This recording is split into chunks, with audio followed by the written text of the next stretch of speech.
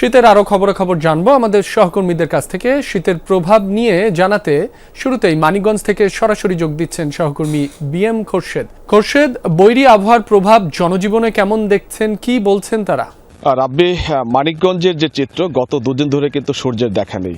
আজকে প্রায় দুপুর হয়ে গেল, কিন্তু এখন পর্যন্ত কিন্তু কুয়াশাচ্ছন্ন চারপাশ, একেবারে জবুথুবু অবস্থা। আমি এখন ফসলের মাঠে রয়েছি। এই মাঠের যে চিত্র, আমার মাথার উপরে কিন্তু গুড়ি গুড়ি বৃষ্টির মতো পড়ছে আর কি। চারপাশে একেবারেই কুয়াশাচ্ছন্ন। যারা কিনা মাঠে কাজ করছেন এই মুহূর্তে কিন্তু আসলে মাঠে অনেকেই কাজ করার কথা, কিন্তু এই তীব্র শীতের কারণে কিন্তু মাঠে কিন্তু আমরা সেইভাবে কিন্তু কৃষকের উপস্থিতিও দেখছি না। এবং যারা ছিন্নমূল রয়েছে তাদের আসলে দুর্ভোগ কিন্তু অনেক বেশি। আপনি জানেন যে মানিকগঞ্জে পদ্মা, যমুনা, চরাঞ্চলের অসংখ্য মানুষ কিন্তু সেখানে বসবাস করে। তাদের অবস্থা আরও খারাপ। একেবারে যারা আসলে দিন আনে দিন খায়, যারা যে সকল মানুষগুলো আছে তারা আসলে জীবিকার তাগিদেই বাইরে বেরিয়েছে, কিন্তু তাদের কিন্তু অনেক কষ্ট হচ্ছে।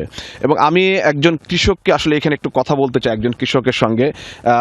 এখন তো আসলে এই যে মাঠে কাজ করার সময়, আপনারা আসলে এই অবস্থার মধ্যে আসলে কি কাজ করতে পারছেন কিনা? কি অবস্থা? গত দুদিন ধরে তো খুবই ভয়াবহ অবস্থা দেখছি মানিকগঞ্জে। আসসালামু আলাইকুম।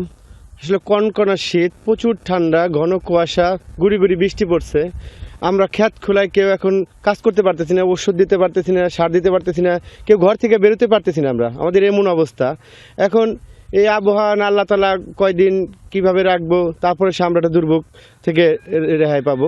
মানে এই কুয়াশা যদি আসলে দীর্ঘস্থায়ী হয় তাহলে ফসলের ক্ষতি হবে কিনা? হ্যাঁ, ক্ষতি হবে, অনেক ক্ষতি হবে ফসলের ক্ষতি হবে। গাছ নষ্ট হয়ে যাবে, গাছ থুপড়া ধরে যাবে, তারপরে গাছ বাড়বে না, ফসল ভালো হবে না, বীজ ভালো হবে না।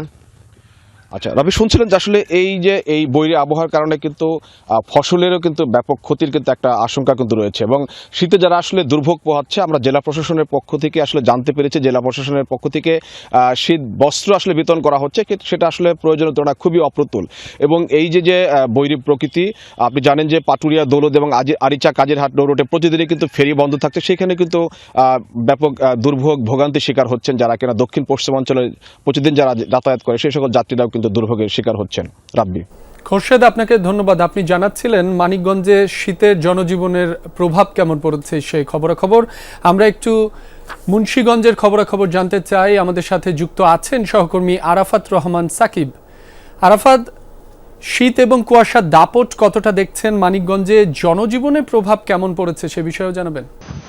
রাব্বি, দেখুন আসলে মুন্সিগঞ্জ কিন্তু আসলে একটি নদী বেষ্টিত জেলা এবং গত কয়েকদিন ধরেই কিন্তু শীত বেশ জেঁকে বসেছে মুন্সিগঞ্জের পথে প্রান্তরে। এবং আজকে এই মুহূর্তে আসলে 16 ডিগ্রি সেলসিয়াস তাপমাত্রা রয়েছে এবং এর মধ্যে কিন্তু আসলে বেশ সকাল থেকে ঘন কুয়াশা পড়েছিল, যদিও বেলা বাড়ার সাথে সাথে সেটা কিছুটা উত্তরণ হয়েছে। তবে মুন্সিগঞ্জের যে সড়ক কিংবা পথে প্রান্তরে রয়েছে সেগুলোতে কিন্তু আসলে মানুষের দেখা অনেকটাই কম এবং এই মুহূর্তে আসলে যানবাহনও কিন্তু আসলে সড়কে অনেকটাই কমে এসেছে। এবং দেখা যাচ্ছে আমরা